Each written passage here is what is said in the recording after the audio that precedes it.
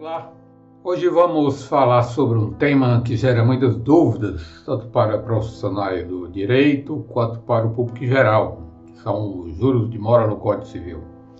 Iremos explicar de uma forma simples e direta o que são esses juros, como são calculados e quais as principais regras que você precisa conhecer. E se você quiser baixar uma planilha do Excel com uma simulação desses cálculos, nós deixamos um link na descrição e um outro fixado no primeiro comentário deste vídeo. É só clicar e baixá-la gratuitamente. Então, vamos lá. Como vai?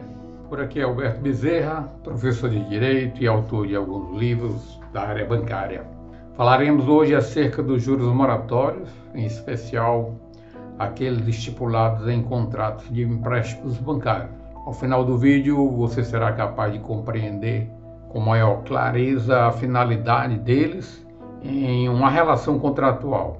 Igualmente, mostraremos gráficos e artigos de lei, o que fará você ter uma noção mais da abrangência legal desse encargo moratório. Inclusive, diga-se de passagem, com as alterações legais sobre esse aspecto, que sofreu recentemente o Código Civil em seu artigo 406. Fique com a gente até o final.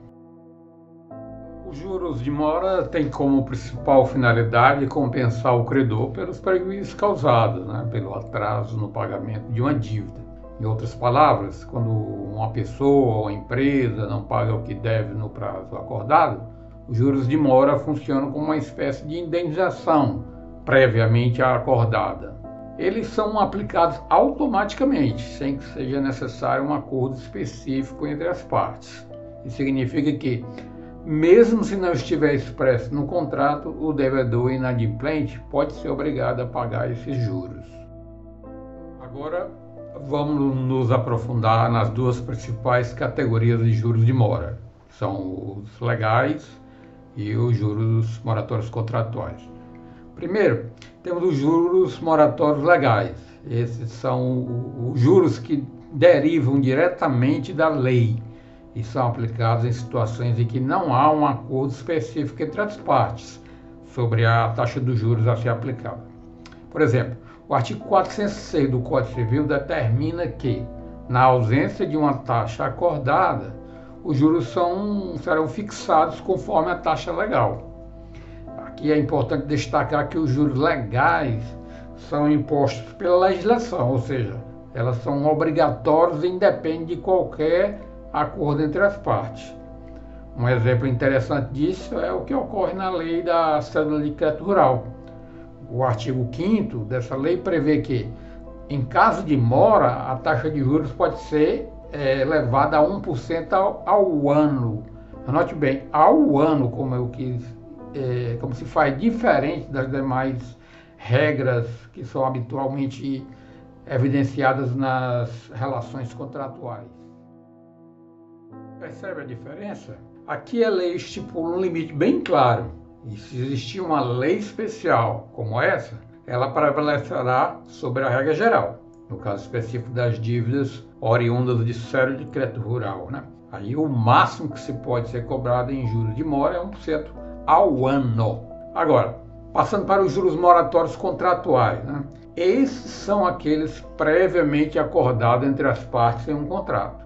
No entanto, mesmo que haja um acordo, esse acerto deve respeitar o limite legal. Por exemplo, se um contrato prevê uma cláusula dizendo que o devedor incorrerá no pagamento de juros de mora em caso de atraso, mas não especifica a taxa, aplica-se nesse caso a taxa legal, que, fique atento nisso, não pode ultrapassar o teto estipulado pela lei.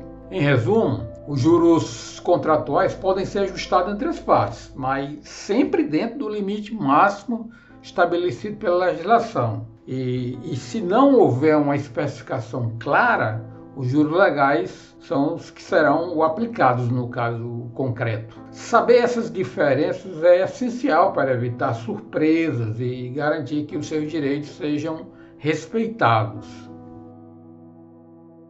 A taxa de juros de mora no Código Civil, atualmente, está diretamente ligada à taxa Selic, conforme as alterações advindas da Lei 14.905 de 2024. A Selic é uma taxa referencial usada para calcular os juros de dívidas e outras obrigações financeiras no Brasil. Essa taxa, a Selic, é flutuante, ou seja, ela pode variar conforme o mercado, mas serve como base para calcular os juros legais no caso de inadimplência. Isso significa que, se não houver uma taxa estipulada no contrato, a Selic será usada como referência para calcular os juros de mora. Em se tratando de contratos bancários, o Superior Tribunal de Justiça tratou do tema, com a especificação, a limitação do juro de mora, o fez da seguinte maneira, ele está lá na súmula 379.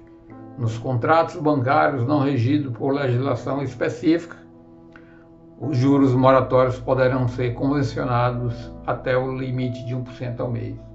Quando ele fala até, inclusive, nessa súmula não regidos por legislação específica, serve bem ao exemplo que citamos atrás, né? No caso da lei da cédula de crédito rural, em que ela fala que os juros moratórios são elevados à taxa de 1% ao ano e não ao mês. Então, é uma situação que casa bem ao que argumentamos no início, não é?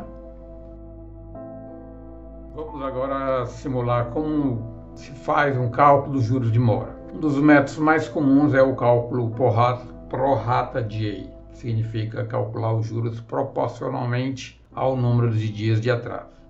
É uma expressão latina, né? Por exemplo, imagine que uma dívida de R$2.000 está atrasada em 10 dias e a taxa de juros de mora é de 1% ao mês. Para calcular os juros, nós dividimos a taxa mensal pelo número de dias do mês e multiplicamos pelo número de dias de atraso. A do mês pode ser 31 dias, 30 dias, a variar, né? A fórmula ficaria assim: você pega R$2.000, multiplica por 1%, multiplica por 10, dividido por 30, o que resulta em um valor de R$ 6,67 de juros para esse período de atraso, no nosso exemplo que estamos tratando, não é? Esperamos que essa explicação tenha ajudado a entender melhor como funcionam os juros de mora no Código Civil, né? Se você quiser aprofundar-se mais no assunto ou tiver algumas dúvidas, deixe seu comentário abaixo. E não se esqueça de curtir e se inscrever no canal para mais conteúdos como este. Obrigado por assistir e até a próxima.